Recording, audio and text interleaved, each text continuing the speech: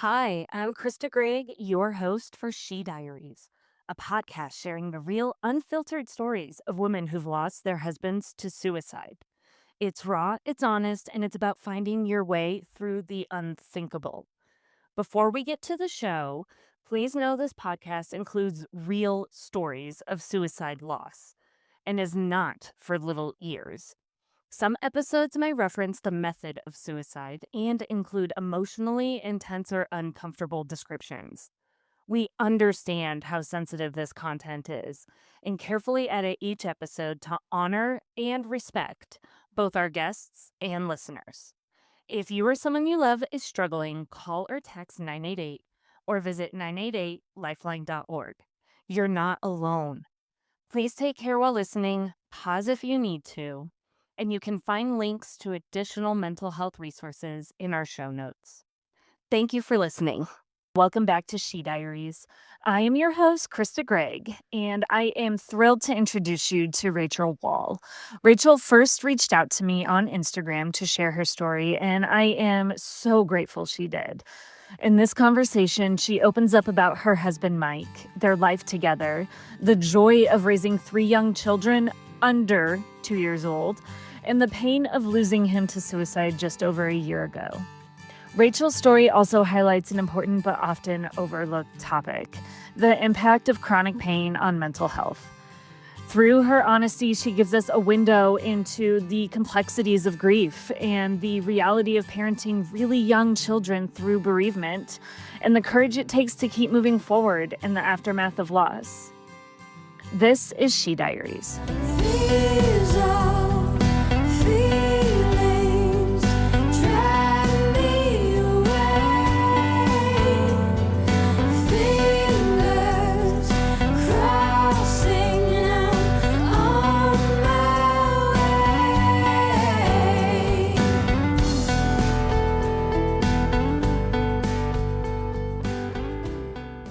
Hi, everyone. I am so glad you're here for another episode of She Diaries. Thank you so much for joining us.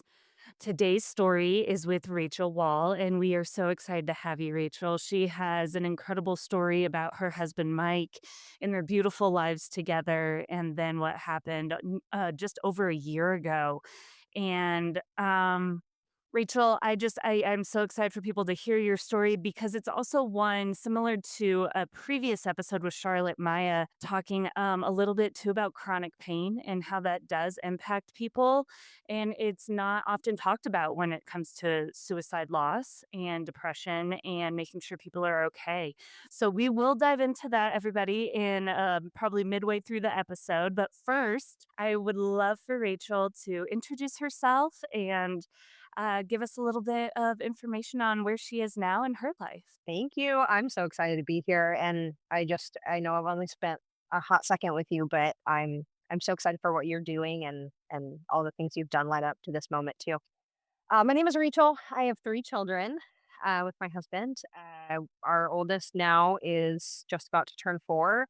Um, our middle is 2.5, and our youngest is just turned 2. So we got three toddlers. We are currently spending the summer here in Oregon. We just sold our house and we're about to move to Arizona. So that's fun and new. And I just enrolled back in school for the first time at 33. So we're just kind of all over the place right now, just doing whatever.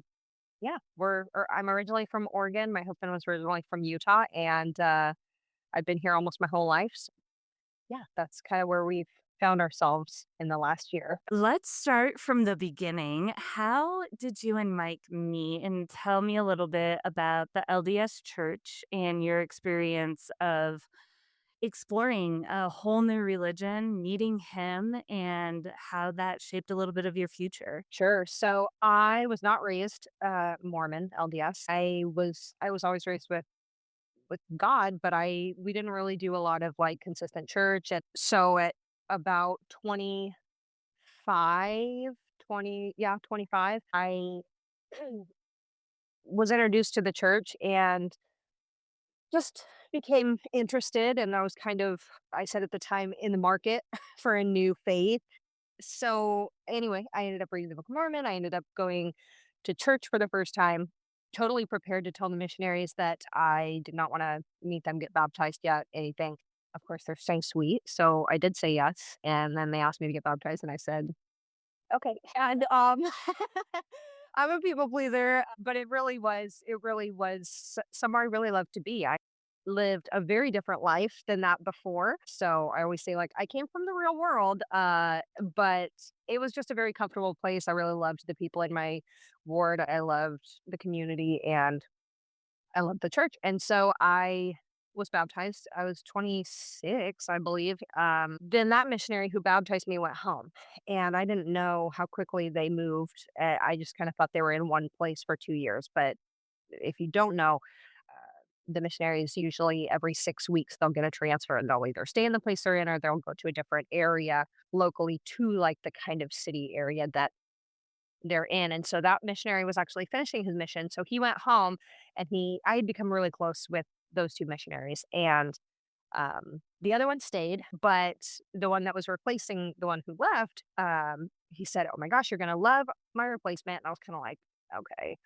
And he said, "No, he's been here before," which is very rare that a missionary will come back to an area that they've already served in. And so he said, "Everybody loves him. He'll be great." And I was thinking, like, okay, whatever. And that was Elder Wall. And so I met him 3 days after I got baptized. And right after you get baptized, you also basically take the lessons again as follow up. And so he was my follow-up missionary, and he had 2 more transfers left before he actually finished his mission and went home. And so he was there for 3 months, and we got very close. We were just great friends, and that's how I saw him, as a friend. He would come to my parents' house for dinners, and him and, Chris, the other missionary, we talked a lot, and they were really good missionaries. They were very personable, very fun. So when he left to go back to Southern Utah where he lived and kind of start his adult life now after his mission. He was an older missionary. He went out at uh, at 20 instead of 18. So he was 22 when he finished his mission when I met him. Most men go out at 18, so that by the time they're done, they're 20. But he was a little bit older. He had gone to welding school beforehand, before he decided to go on a mission. So, uh, yeah, he went home, and we continued to talk. And um the last time I saw him before he went home was at a friend of ours house for dinner. I was leaving to go to my brother's birthday, and I remember giving him a hug. You're not really supposed to hug with missionaries, so they're still missionaries, but I just remember giving him a hug and thinking, I'm never going to see him again, and this is really sad. And I got kind of teary, and I think I realized that I liked him more than I thought. And everybody in the ward was kind of like nudgy, like, oh, just like, you guys should hang out, But I was like, no, he's going to Utah. I'm never going to see him again. Probably has a girlfriend. And He probably is he a goes, girlfriend. "You're ready. Return missionaries come home." And all the girls are like, and they date a lot. And I had not dated my entire adult life. Like, I had been single my entire adult life up until then. And so he just kind of fell in my lap. And anyway, it was the other missionary's birthday, and I said, "Hey, do you want to FaceTime Chris and we can wish him a happy birthday?" And he was like, "Yeah." And after we did that, he kind of texted and was like, "We should do that more often." And I was like, "Yeah, we should." And ever since then, we FaceTimed every night, and we ended up dating long distance for about a year. About 6 months after that, we started officially dating. Before that, we would kind of fly in and out. I would either go there, he would come here, we'd meet somewhere else every month or so, and we'd have like these little um, fun trips and see each other for the weekend, or he'd come and work for my brother for a week or two because my brother owns a welding fabrication, like steel erection business. And uh, yeah, we did that for about a year and met his parents, and then he decided to move out to Oregon. And he had lived here for 2 years, so he really liked it. And it was very different than Southern Utah, where he is from climate-wise. Yeah. And so he moved out, in 2020, the very beginning of February, and I told him, "Okay, February is really slow.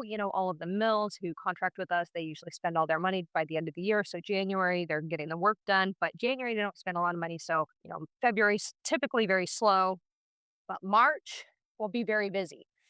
March of 2020 was not busy at all because everything shut down. The mill shut down, everything. So, Yes. COVID. yes, we had planned. We had gotten engaged like the week after he got back, and um, we had planned to get married that August, down in Utah and do a whole thing. And we decided to just move it up because of everything. We had a super small wedding. It was just our immediate families and the photographer and the videographer. So it was like 18 people there on the property that I grew up on. And it was so perfect. We had this tiny little wedding that was exactly what I always thought we would. Continental breakfast. We got married in the morning and um, we just played yard games. Our families met for the first time. Um, and it was perfect. It sounded beautiful, and for anyone who didn't also pick up on it, because I love these little moments in life where it feels like these puzzle pieces are just coming together. He delayed becoming a missionary because he was going to school for welding, and then it turns out your brother has an entire business on welding. Yeah, So, it was crazy. for him to already have the experience and the knowledge in an industry that is, you have to go to trade school or you have to grow up with it somehow to learn it, he ends up just being this perfect match for you, and immediately there's a tie to your family, there's a tie to business, there's a way to make money. Like, it feels like everything's falling into place very naturally without, I don't know, like the universe is coming together. Oh, totally. I know it seems silly. Everyone's like, "Oh, of course that wouldn't happen." But I really did. I had had such uh low luck in love. Like I wanted to be a mom and a wife so bad, but I couldn't find anybody that wanted to actually have a relationship with me. And I really, even though I was only in my mid-20s, like I thought I was very career oriented at the time. And I just thought, you know what? Maybe this is just what I'm meant to be. Maybe I'm more of a girl's girl and I'm going to lead these women in my career. And maybe I just don't ever get married and have kids. I mean, it seems silly looking back. Like that's still young. But again, I had never had a real relationship. And it just kind of became who I was. Like, okay, well, I guess I'm the single girl.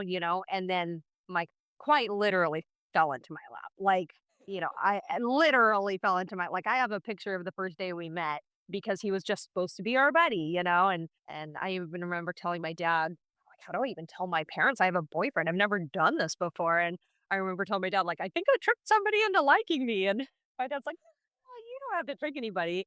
And I told him who, and he was like, the missionary? And I was like, yeah, but my family already loved him. And yeah, it really was perfect. That's so awesome. And you guys, so you get married, it's COVID, work has slowed down. What happens next? So eventually the mills reopened. My husband actually worked at Costco during the pandemic. So, like, for the first couple months, for about 4 months, everything picked back up and he started working again. We got married. We got pregnant right after.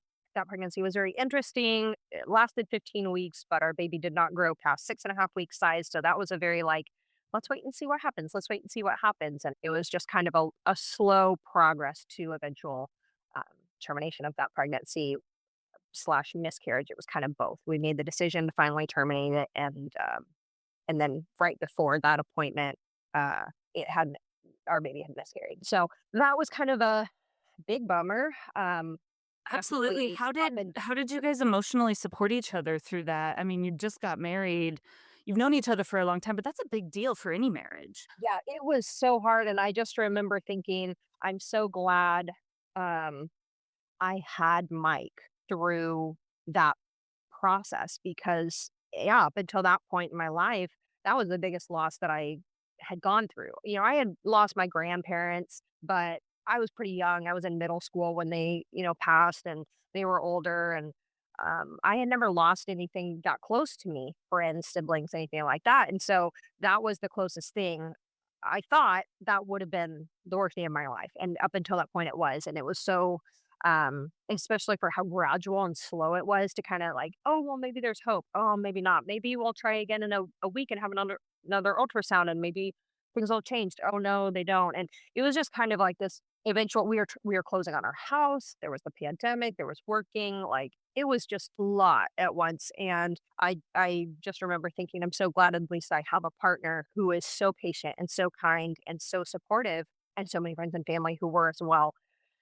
um, I never thought I would be in a position to terminate a pregnancy, especially for a baby who was so wanted. But I became very focused on getting pregnant after that. I became very like hyper focused on learning as much as I could about other people who had had miscarriages. Like I was Googling the podcasts, I was looking at the, Facebook groups, and I became fixated on that because it's in your mind all the time. That kind of loss. And so I was nervous that it would happen again, of course. And so when we did get pregnant again toward the end of that year, that pregnancy ended in October, and then we got pregnant again. I ovulated on Christmas Day. We had gone to southern Utah to see my husband's family, and I was ovulating in that day when we were flying, and I was like, "Oh, it's not gonna work. We're gonna miss it again." And I'm like in the Vegas airport bathroom taking ovulation tests. Um, so anyway, we got pregnant with our daughter. We didn't know it was our daughter at the time. We waited to find out with both of the children I was pregnant with, until they were born to find out what they were. And that pregnancy was really, stressful. It was stressful for me. Although I loved it, it was kind of like, okay, like waiting for the other shoe to drop. But it was great. We had our daughter in September, um, and it was a girl, and she was breech, so we had a C-section for her. And then we actually decided that we wanted to get life insurance a couple of months after she was born. So we went through that. We got life insurance on both of us. And we even joked that we can't, you know, take our life or skydive for 2 years. And it was kind of like a joke, like, okay, well, you know, can't be doing that. Uh, and which is funny now looking back. Think it just shows how hopeful you guys are too though for the future and also building something together. Like any couple, you have a baby, you want to create a secure lifestyle, you want to create a secure environment for your child to grow up in. I mean, this is not a unusual conversation to have. This is and then you guys are looking into the future of having more kids as well. So Oh, this is yeah. planning. This is future state. Yes, and we were very proactive. My husband, because of his head injury, which I'll explain, he didn't really think about a lot of details of things, but I am very um, task motivated. And so for me, I was like, we got to do this. We have a house, we have a child now, we have potentially 18 years of raising this child. Like, how do you do that, without having. So it wasn't actually Mike's idea, which some people get confused about, that he wanted to get life insurance because perhaps he was thinking about ending his life at that point. I don't know. I don't know if he was at that point. I know in the years to come, we had a couple conversations about it, and it was never, an option, which makes it very sudden and, out of nowhere. But um, yeah, I was very proactive about like, if something happens to us, like we need to make sure that we have stuff in place. So we keep living on, through our lives. We get pregnant again when Sienna turns 1, because I really wanted to go back to the birth center, and they wanted at least preferably a year in between pregnancies. So Sienna turned 1, we got pregnant that month. Um, and we made it all the way until I was about 25 weeks pregnant, and everything was fine with the baby. But we got this letter from DHS about this little baby, and a cousin of mine has had a couple children, and she's has a really rough life, and um, those children had been adopted out, and she had had another baby. And so it was like the day before my birthday, we got that letter. And so on my birthday, we were planning on going out to, dinner, and my mom was going to watch Sienna. And so we sat at Red Robin and said, are we going to take this baby? That they're asking if anybody can short term, long term, whatever, take this child, family preferable. And that was the only time I saw Mike cry. He said every time he thought about it, he felt the spirit so strong that we needed to do it. And Mike was just like that. Like anything that didn't even directly affect him. And a lot of the drama in our marriage, was caused by me or maybe my side of the family or whatever. And he just like, it was just a no brainer for him. Like, yeah, of course we're going to do that. Um, he was such a kind, thoughtful, others focused person his whole life. And that's why I felt so lucky that I tricked him into liking me. That's how I felt. Like, you are so much better than me, and I'm a good person. Like, I try and do everything I can for other people too. But when people say, "Oh my gosh, no," and they compliment me, I always think you should have known Mike because he just was the best person I've ever known. So he That said, part and too, in a previous conversation we had, you described him, and I think this was so the way that you described him, I think it matters and it's important too because you were describing how he was around your brother and all of the welders, and it "Yes, can be a bit of a rough crowd, is what you said in the industry can be a little bit, hard knocks. And he just came and you said he never preached religion, but he treated everyone like with the values of Jesus in a sense of it was just like kindness, compassion. He never swore, even though they always tried to get him to. Like, I'm just imagining the culture, but everybody ended up just falling in love with him and his personality and his kindness and his generosity. And that was true to form of what you were saying. It's just that was him. That was Mike. absolutely." And that's the kind of I love religion and I hate religion in certain aspects. Like I think that a lot of things, whatever, it can be a rocky road in how people model that. And I think I personally, in my personal opinion, I think Mike did it right. He would talk with people about Jesus if the conversation went that way. He was always open to it. And sometimes he would take that, step and kind of bring it up. But oftentimes he just really um brought Jesus to people without words. Like he just was his hands. And with that crowd, oftentimes that's the best way to do it is to just be that for people instead of trying to get them to come to church or talk about Jesus or whatever, is just to be that example. And he was so good at that. And yeah, everybody just loved him for that. I think they didn't expect to, really, really, really like a guy like Mike in that field. He was almost the guy that would have been super easy to just like make fun of and kind of like, oh, that dude, play pranks on that kind of thing. But you just couldn't help but love him. And so we get this letter. We decide to take this baby. We ended up getting her right at 3 months old, and I was 30 weeks pregnant with Calvin, our second child. And so we really went from Sienna was 18 months old at the time. So we really went from one to really three children. We only had the two for about a month and a half or so. Calvin came a couple weeks early.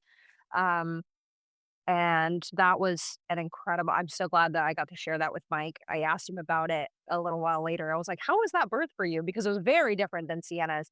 But I really wanted him to be able to we had him at the birth center, unmedicated. I wanted Mike to catch the baby. I wanted Mike to tell me if it was a boy or a girl. Like, I really wanted him involved in that, like we didn't necessarily get the first time. Um, and I'm so glad, but he was like, "That was intense, like, that was a little bit crazy." But he was right there, he caught him coming out, and he put him on me and said, "It's a boy," and I knew that. Uh, I just felt that, and so it was very special. And I think even more special that it was his son, not knowing what would happen later, but it was just a moment. So, we have our second baby, we have this other little newborn baby, and then we have our toddler. You have in 2 under 2 is hard. 3 under 2, what was that like for you guys? Chaos. You ended up deciding to be stay-at-home mom, which I applaud you for because absolute chaos. Yeah, it really was. We didn't really sit still.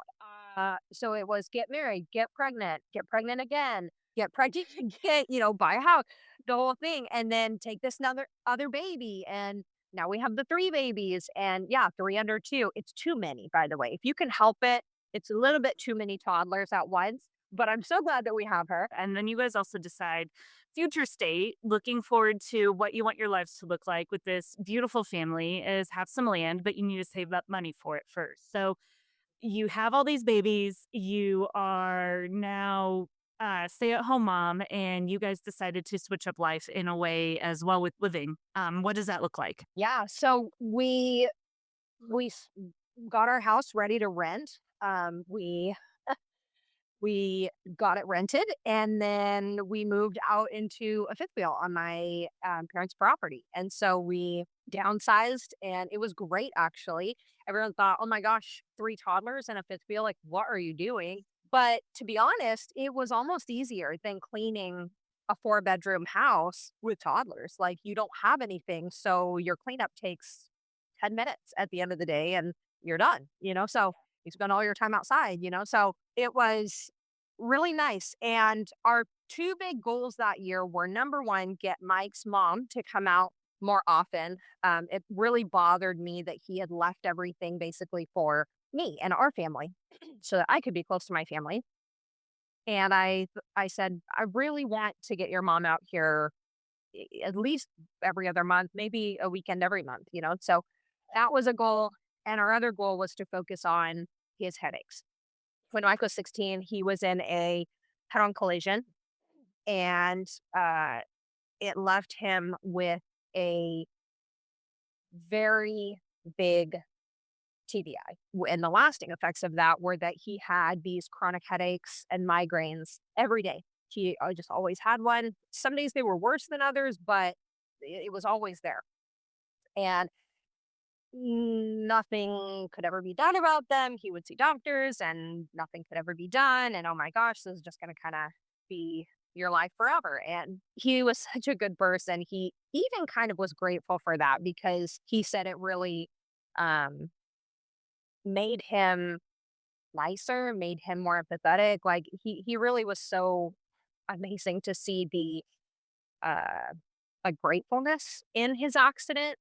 Um, Even though he just dealt with this chronic head pain all the time and he never talked about it. You could never like look at it, or see it because he just lived through it, and he had kind of come to terms with the fact that like this was his cross to bear, and like it was going to be fine and he could still live this meaningful life through it. And so I knew that when I met him. And when it's something that is your daily life, it's easy to just become used to that.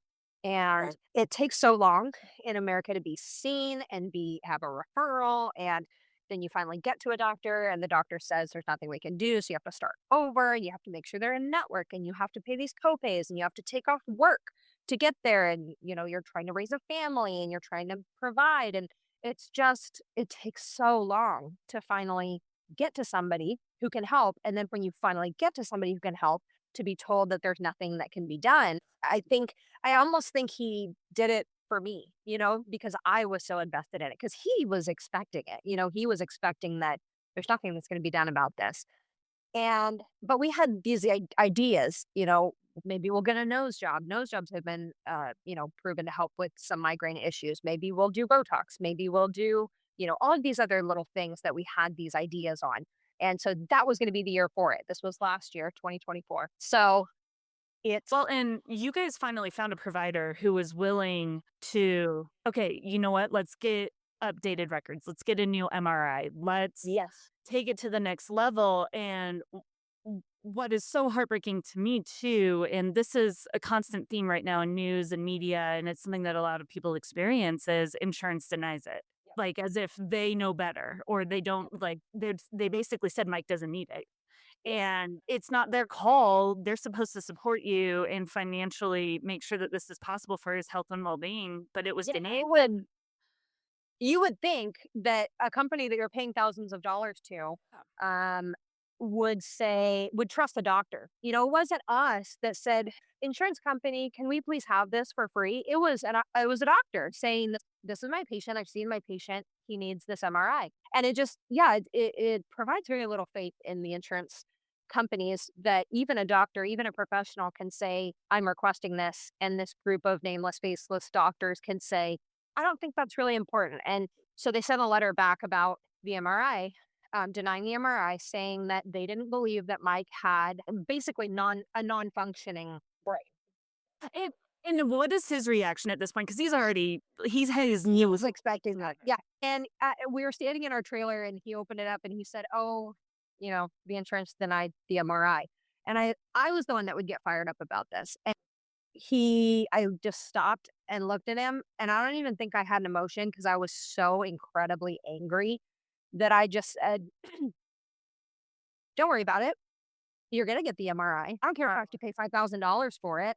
You're gonna get it. So don't worry. We're gonna have dinner tonight. Everything will be fine. We'll schedule it one way or another. I don't care if the insurance pays for it." Like, that's where I was at.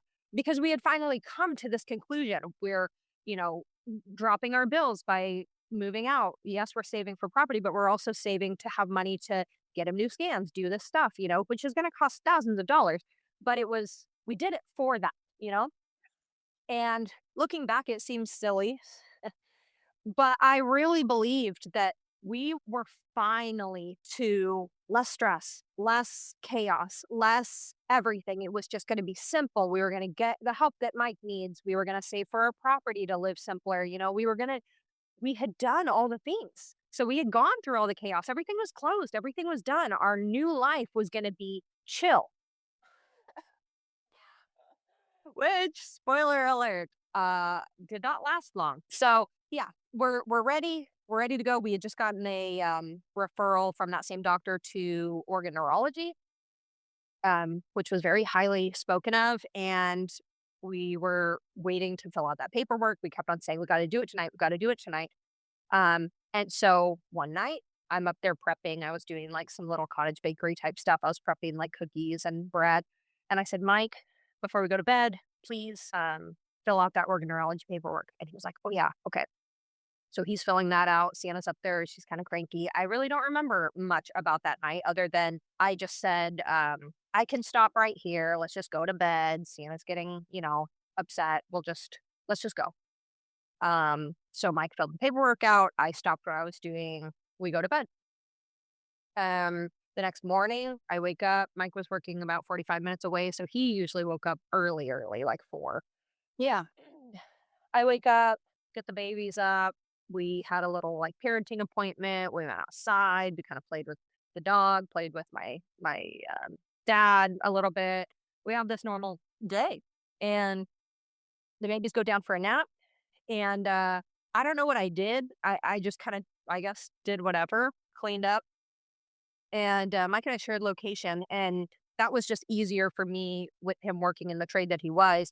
That I could see, is he still at the job site? Is he not? Then I don't have to call him, say, hey, are you off or not? Because there are varying work times, on jobs like that. And so we always had our location just to make it easier for us.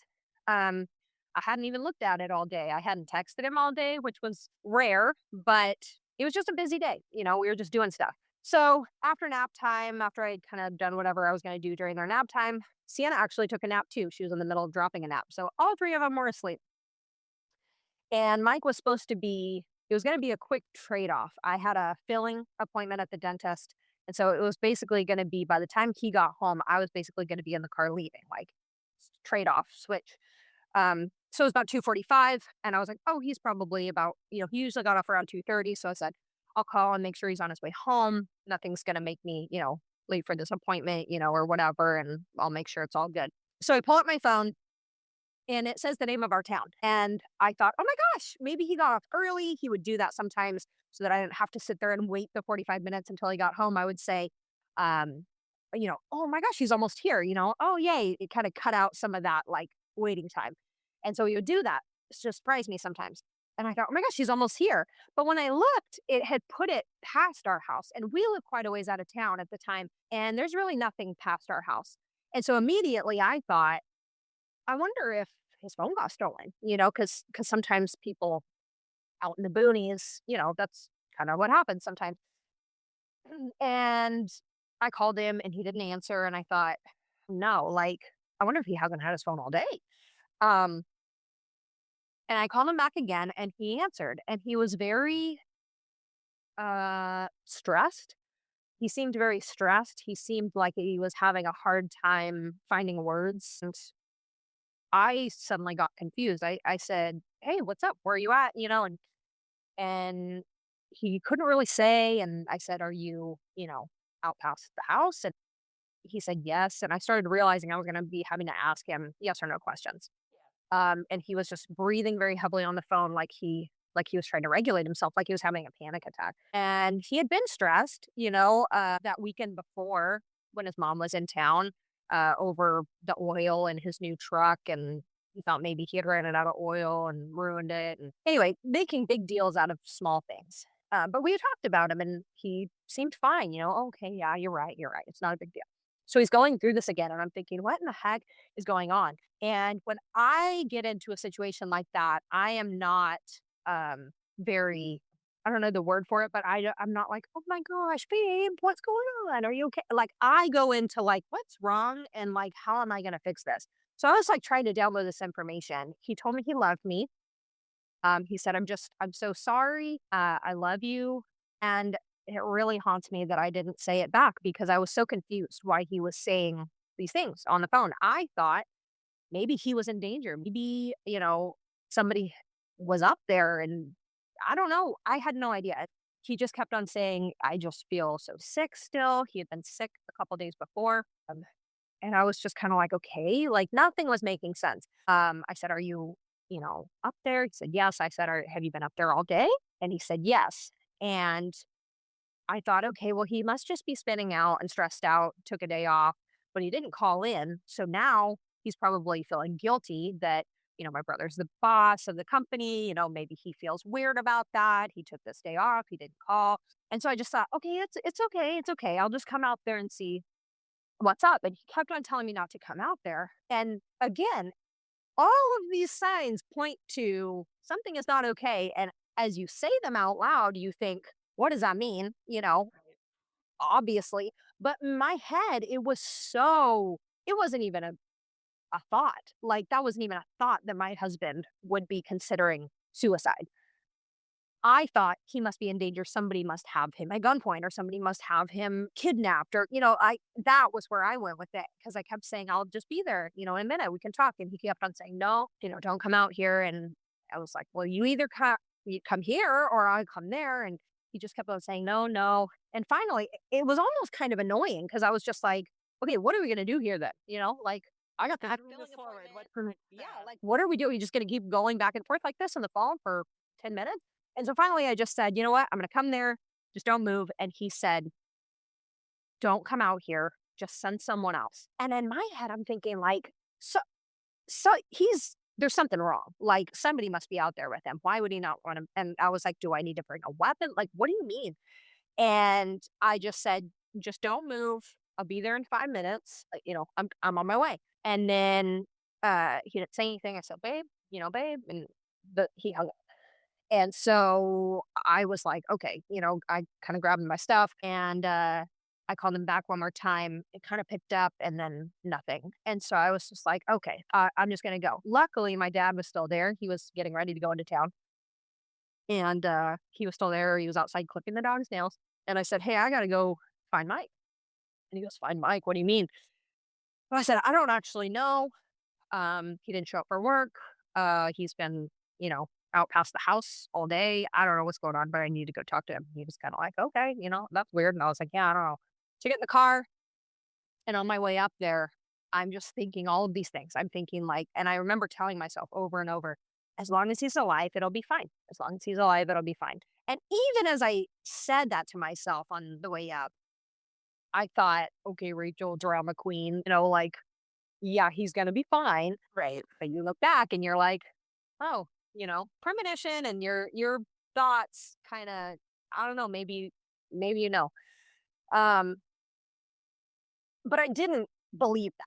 I didn't actually think, and I did also think I need to ask him if he's suicidal. This is very weird for him to not call, not go in, be somewhere all day, by himself. Like this is strange. So I'm gonna make him tell me if he's ever considered suicide. It did cross my mind, but I had no idea that, it may have already happened. So Well, calling it sounds like too leading up to this point, he's internalizing a lot and holding a lot in. Obviously, he's had chronic pain his whole life. He isn't very hopeful in any solutions here. The incident with the vehicle, lightly mentioned on, but he was making mountains out of molehills, small things that honestly not a big deal. Everybody said no big deal, like it's not even your fault. But he kept internalizing things in a way that he wasn't showing. and that wasn't realistic.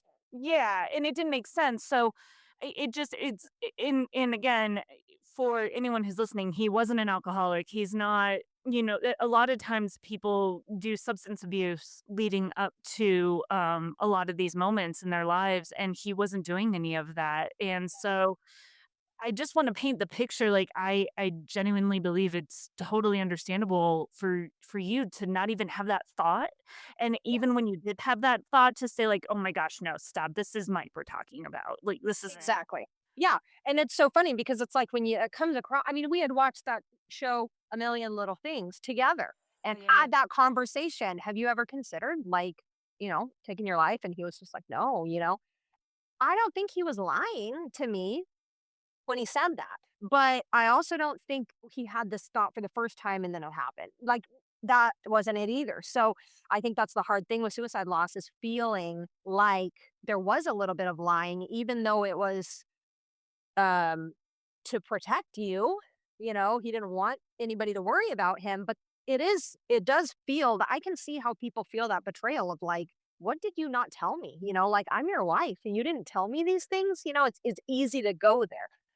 Even with someone like Mike, like, how could you not have told me this? So you're going up the mountain and it's So I 5, don't 10 minutes away? Is it where his Yeah. location is? Yeah, it's only 3 miles away, but it's Okay. logging roads and it turns to gravel. So you cannot go very fast. So it's not just 3 minutes. You don't go 60. I was going probably 20, it's up in these logging roads. And so I keep going. And I had asked him, can I see your truck from the road? And he had said yes. And so I get there, I see his truck, I see him in the truck. And so he was kind of facing perpendicular to where I parked. There was kind of this area where people do like fires, they shoot, shotguns, they do target practice and stuff. And so he had kind of parked that way, kind of overlooking this little area up on the mountain, really pretty view. So I parked on the road. So we're parked, at an angle to each other. And I see him, I get out my phone and my keys because I didn't know how long it was going to be that I was going to sit and chat. And I walk up to the car and I felt relief. I almost just felt like, okay, like we're going to talk this out. He's just stressed out. And I go to open the door and I kind of almost had my head cocked, kind of like, you know, babe, what's going on? And when I look, I go to open the door is locked. His truck is running. So I was like, oh, he must not have, it must have locked automatically. And when I look up, I just kind of immediately my immediate thought was like, What did you do?" And his eyes were closed, and so I was like, "Okay, what is going on?" I try and open it a couple more times, it's still locked, and when I looked up the second time, I had realized what had happened. And he out loud just said, "No, no, no, this is not happening. Like, no way." Pick up my phone, I call 911. I thought I was very cool, calm, collected. I didn't understand why they couldn't hear me. Looking back, I was not. I just was immediately hysterical. I couldn't really walk or stand very well. And we were so far out of town that it took um, over 20 minutes for them to come out, even, lights and sirens as fast as they can. Um, and I just remember them saying, my 911 dispatcher, she was the best. I remember her asking, "Are you sure he's beyond help?" And that was the first moment I thought, "What if he's not? What if he's still alive?"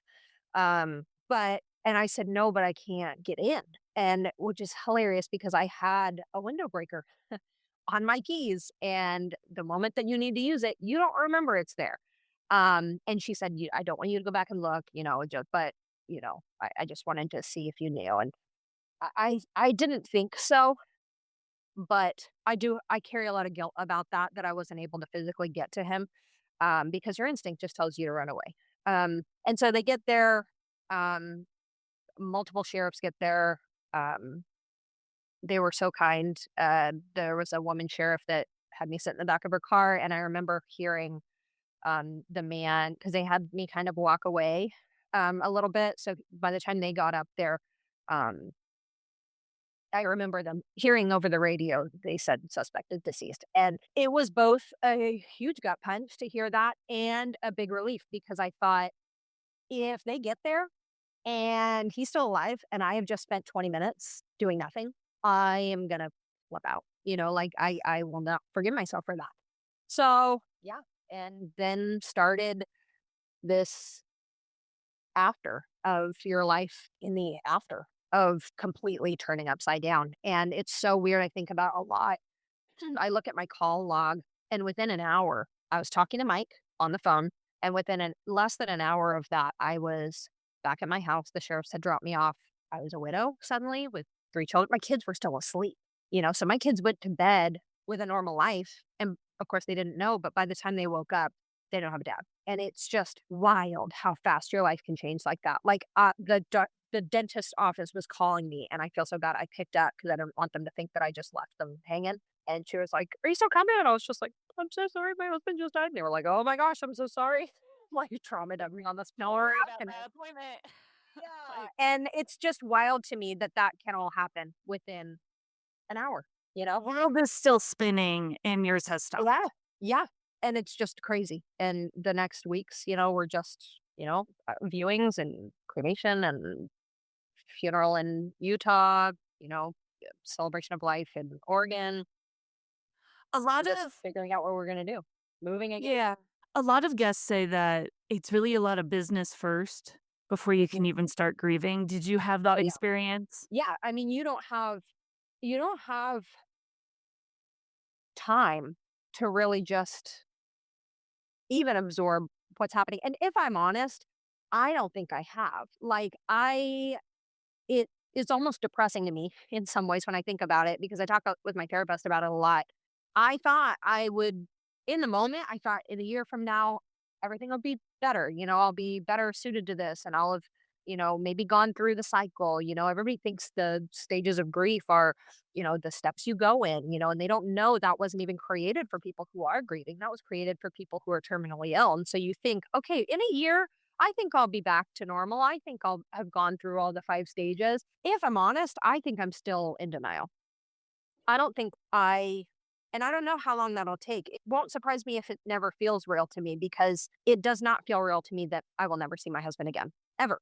Like, I don't get that. I can look at him in a box and it's on my windowsill, and I'm like, "That's not Mike." You know what I mean? Like, it just feels like he's somewhere else. Like, maybe he's off on a job for work or he's out of town. Like, it just does not seem real. And so, yeah, in the beginning, it's like you don't even have time for that because there's so much paperwork. There's so many steps to wrap up someone's life. Like, I go from pictures in my phone of making sourdough to a picture of a sheriff's business card. Like, and immediately it's dealing with car insurance, dealing with death certificates, dealing with, calling the medical examiner, calling the funeral home, writing a check for cremation. I mean, that's their business. Like you said, life goes on. That comes up right away. They need to be paid. All these things need to be in place. Like, it doesn't wait for you. And I think in some ways that seems really cruel. And in some ways, it just keeps you living because it's just the next step. It's the next step. And it both sucks and keeps you breathing because you at least you got to make that decision, which is not a fun decision, but the decisions keep you focused on, I guess this is what we're doing today, versus, and when you're a parent, especially, like, you don't, your kids are waking up the next morning, I mean, my kids woke up from their nap expecting to be played with and expecting to grab a snack, and they didn't know that.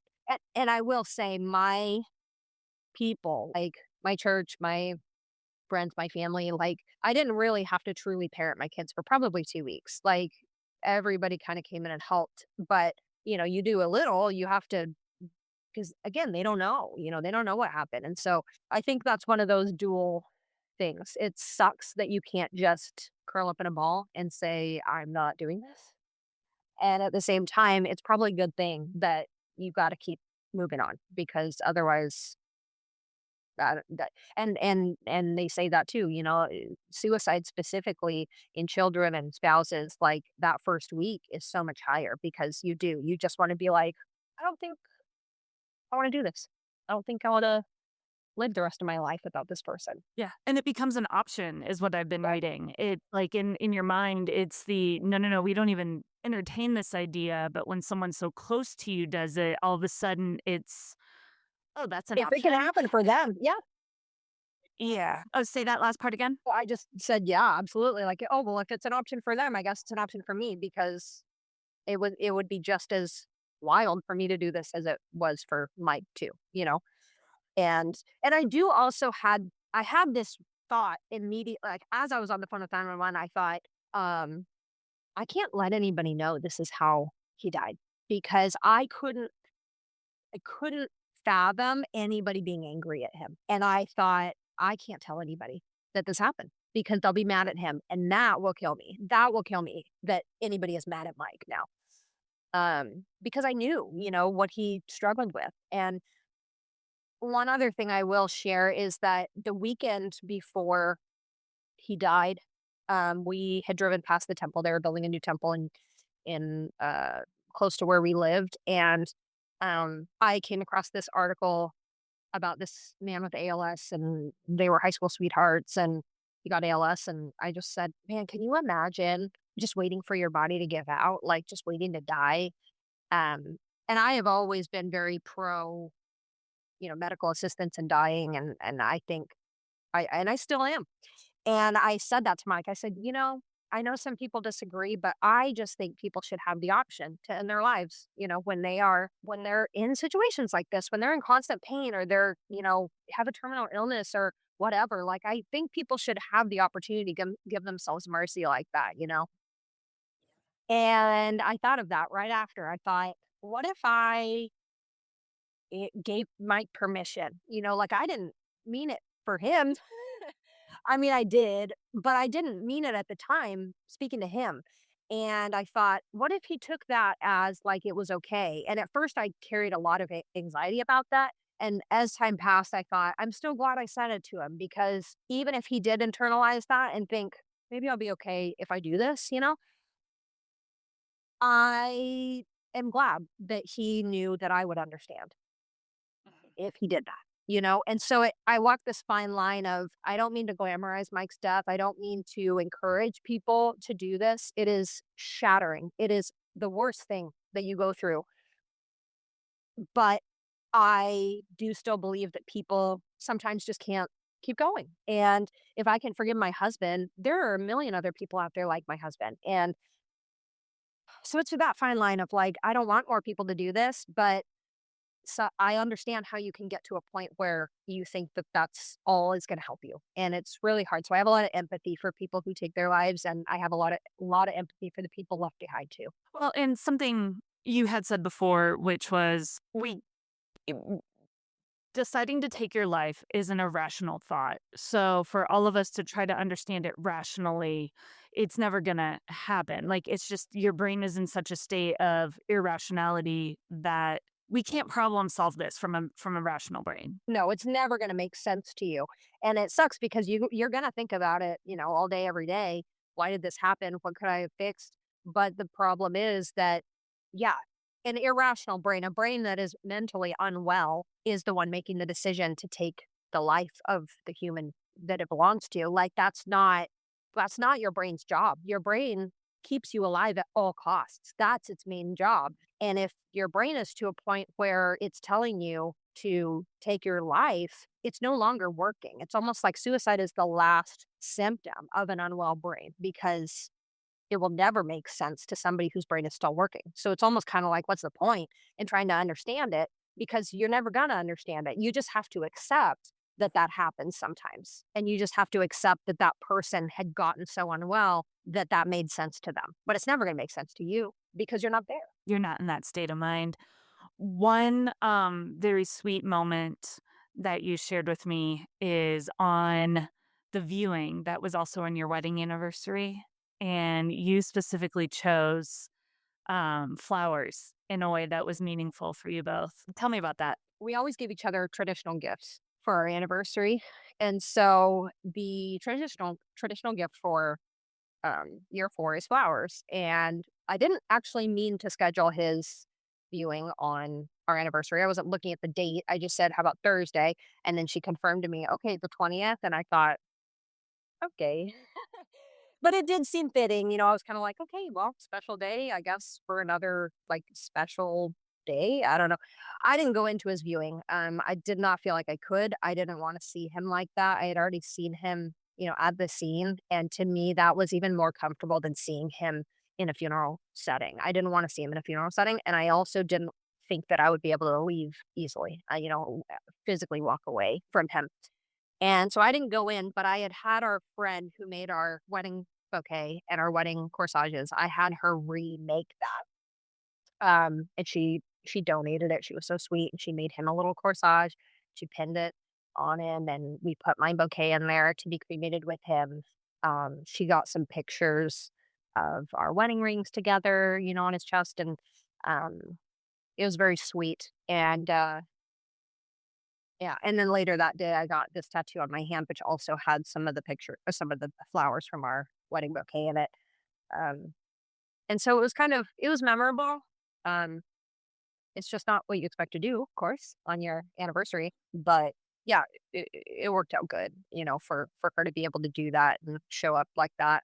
I know it's special for her too. The the symbolism of that is just so beautiful. And hey, how are you and the kids doing today? It's been just over a year. How has been being a single parent? The kids are still so young. Do they even understand everything, or are they having different grief reactions? I think it's a hard thing knowing that your kids are not going to remember their dad at all. It's hard looking forward to potentially being with somebody else, and that person is going to be the person they think about as their dad. Of course, I'm always going to talk about Mike. We're always going to talk about him like he was here. Sienna still remembers things, and she still talks about him. They all recognize him in photos and all of that. But the babies were so little. I mean, at the time, the kids were 2.5, 16 months, and 12 months. It was a week after our son's first birthday. Well, actually, the last thing we really did together as a family was have his party. So they are not gonna remember anything, and Sienna probably will end up not remembering anything either, even though right now she kinda does. But they're very open because I'm very open with them. We talk a lot about how I mean, Sienna can tell you right off the bat, like, "Daddy lives with Jesus, daddy lives in heaven, he's waving the clouds. Did you know that? Did you know that daddy's up in the clouds in the sky?" And, she talks about that a lot. I wish I could go up there, and I wish I could see him, and I miss him. And it's so sweet and heartbreaking. Um, she, knows that he lives in our hearts, and he died, but you have to have these really blunt conversations with your kids about death. And so death is not something that we really sidestep around in our life. Like, whereas maybe before I would have said, you need to listen to me so that you don't run in the street because you could get hurt by a car. I say, you might run into the street and a car might hit you and you might die. And then they're like, "Oh, okay." You know what I mean? Because they already know what happens when you die. You don't you don't come back, you know? And so you don't expect you kinda wanna sugarcoat it a little bit before it's so personal to you, but there is no sugarcoating the fact that, he's never gonna come back. We're not gonna see him again. He lives in heaven now, you know? And so while they still don't understand what that means, and there's no eternal concept for them, they don't know what they've lost, which is really sad. Um I've had to explain Sienna did finally ask, "Why did daddy die?" And I just said, "Daddy was in a car accident. He hurt his head really bad, and, he tried to live with it, and his head was just hurt too bad, and the doctors couldn't fix it." I mean, in appropriate, age appropriate terms, but when they start to ask, or we talk very openly about suicide. I don't whisper the word, and so when the time comes that she wants to know, again, in age appropriate words, like, I will say what happened. I'm not gonna lie about that, and my life is going in a very, um, suicide heavy trajectory right now, so they are gonna know that that happens, and they're gonna know that he did that, but also know why he did that, and the fact that this isn't just he had a headache and he died because of that headache. Then it's like, "Well, what if I have a headache?" Or, "What if my head gets hurt? Am I gonna die?" And so it's very blunt in terms of what they can understand. But yeah, a lot of conversations that I didn't expect to be having with them. We have pictures up, there's a bench in town. We have a bench at our new house in Arizona that has him on it. So we go to Daddy's Park all the time. Actually, just this morning, Calvin, our youngest, who just turned 2, he was a daddy. And so we go to the park, we draw pictures for him on the concrete under the bench, and I ask what they want to say and I write it down for them. And so yeah, it's okay. I mean, I again, I really do still think that I am in a lot of denial, and I don't think that it's come full circle to me that it's just such a big concept to wrap your head around. Like, how did this especially sudden, which happens a lot with suicide, it's like you don't have any time to say goodbye. You don't have any time to know that that's your last conversation, to know that like I don't know when I kissed my husband last, and that is never something that you would think that would be real. So, I don't know if it's ever going to make sense in my brain, but you do have to keep on going and you have to just keep on making choice after choice and it does get um simpler, I guess, to go through the motions, maybe not easier. I have a very hard time with anger. And so I know that in my grieving journey, I'm very stuck on the anger part because I don't feel um I don't feel like I can be angry at Mike because of who he was. I can't be mad at him, even for taking his life and, leaving us, quote, quote, in this situation. I can't because he was never that way to us. He was never that way to anybody. Like he was everything to everybody. And so, how can I be mad at him for giving himself this mercy in his life? So I get hung up on that, and I think there's so many emotions in the grieving process that it's really hard sometimes to feel them all because you feel very conflicted about some of them. But yeah, you'll make it. I mean, you don't really have a choice. Everyone says, "Oh my gosh, you're so strong. You're making it through." And it's like there is no other choice. I don't want to be in this situation. I want to just lay down and do nothing. But you don't get that choice, especially as a parent. And it'll become more normal, which sucks, but it's just there's your life before something like this happens and there's your life after. And they call it a chapter 2, for a reason. They call the next relationship you're in a chapter 2 because it doesn't have to be the same. It's never going to be the same. And you're never going to be the same as you were before. And I think embracing that and knowing I'm not even the same person I was almost gives a freedom to be like, I don't have to pretend my life is the way it was before because it's not. It's different, but I can settle into it, I guess, while being sad. What do you think needs to change in our society and in our culture to help support men, especially those that seem fine on the outside but are internally struggling? And maybe in relation to chronic pain as well. Yeah. Well, on the chronic pain side, I think we absolutely need universal health care. I will say that until I die. Um, we need affordable health care. We need affordable therapy. We need access to help, especially for invisible illnesses like mental health. I think we need to talk about it more. And I mean, I think we need to talk about it since little boys are little kids. I mean, we don't have to do this whole, oh, you're fine, just get up. Like, don't be a crybaby.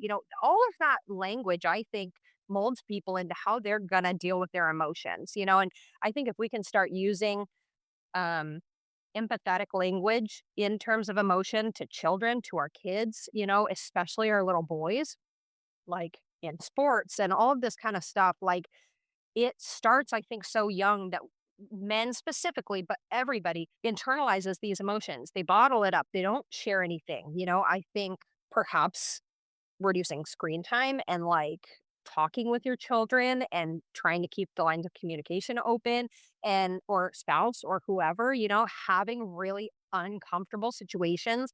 This is the person, if you're speaking about your spouse, that you spend every day with, that you're the most comfortable with. And still, it is very uncomfortable to have a conversation of, how's your mental health? Have you ever considered suicide? Have you ever considered taking your life? That's weird. That sounds weird to say, even to this person who you share your life with.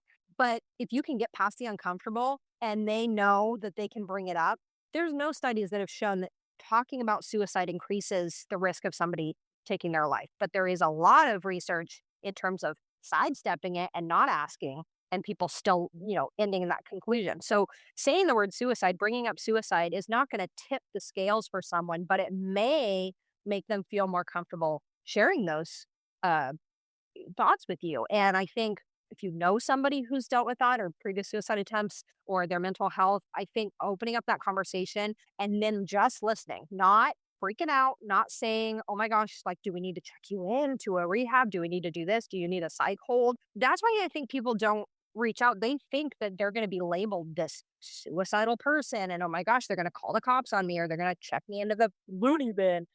That's what they think is gonna happen, and so if we can just have these conversations calmly, like, especially if they say yes, then I think that's going to spur people on to speak about it more. And so I think even just saying the word suicide on social media or, in person goes a long way because it is such a taboo word and topic. Absolutely. And you related it. I thought this analogy was so it helped me kind of visualize things a little bit where we're really comfortable with talking about stages of cancer, right? Stage 1, stage 2, stage 3, stage 4.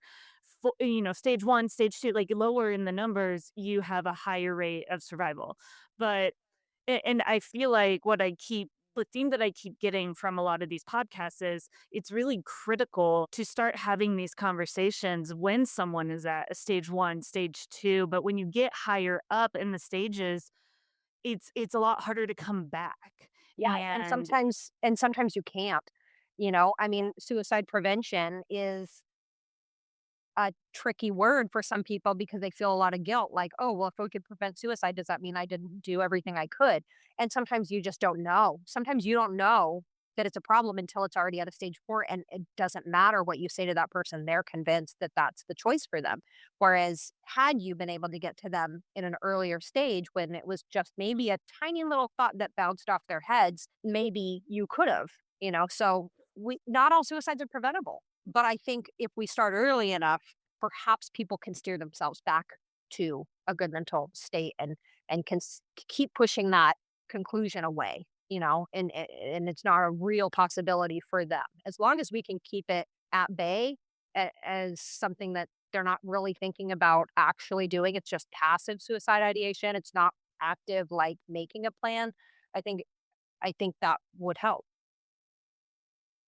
And sometimes people don't let you in. My husband never, you know, he never said it. So you can't help something you don't know about. yeah. Is there anything else we haven't covered in this recording that you want to make sure you share with anybody who's listening? I don't think so. I think it's just however it is you lose someone, it's just it sucks. It sucks. It sucks to be, and if it's suicide, it really sucks. And if you're struggling with your mental health, that sucks. Like you will make it through, but it is awful. And I am so sorry if anybody listening to this has been through this. I'm so sorry if anybody listening to this is struggling with their mental health and considering taking their life. Um, I think if my husband would have known how his loss affected everyone, I don't think he could have done it. I think he just had convinced himself that he was a burden. You know, he was not needed in the world. And if you're feeling like that, you don't know how much of a tidal wave this is going to cause people in your life. You're so much more important than you might think. And there really are people that are willing to help you if you can find the strength to reach out or let people help you.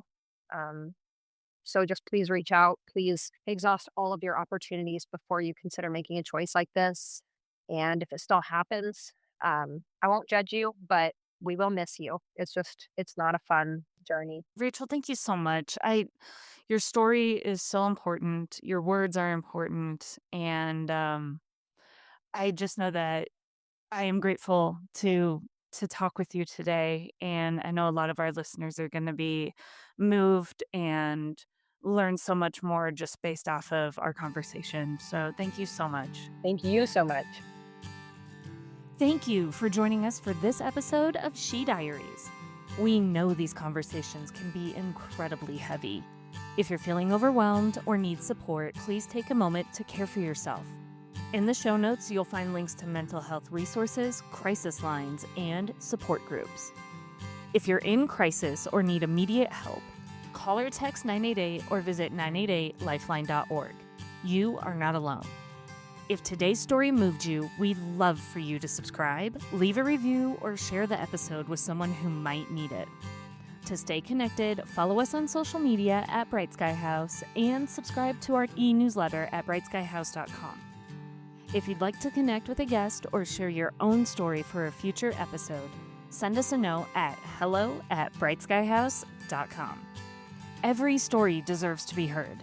Thank you for helping bring this one to light. Until next time, I'm Krista Gregg, and this is She Diaries. Fears of